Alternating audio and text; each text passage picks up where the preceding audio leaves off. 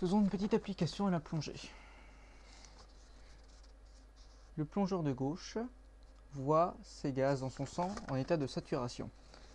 Lorsqu'il plonge dans l'étape 1, ces mêmes gaz sont en état de sous-saturation pour rejoindre un état de saturation normale au fur et à mesure de la plongée si le plongeur reste à la même profondeur.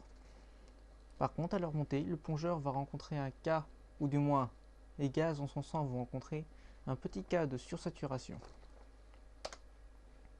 C'est pour cela que les plongeurs, pour les grandes plongées, ont inventé les paliers de décompression. Si l'on observe le plongeur à gauche en état de saturation, lors de l'étape 1, 2 et 3, les gaz dans son sang vont d'abord rencontrer un état de sous-saturation dans l'étape 1 pour arriver à un état de saturation dans l'étape 3.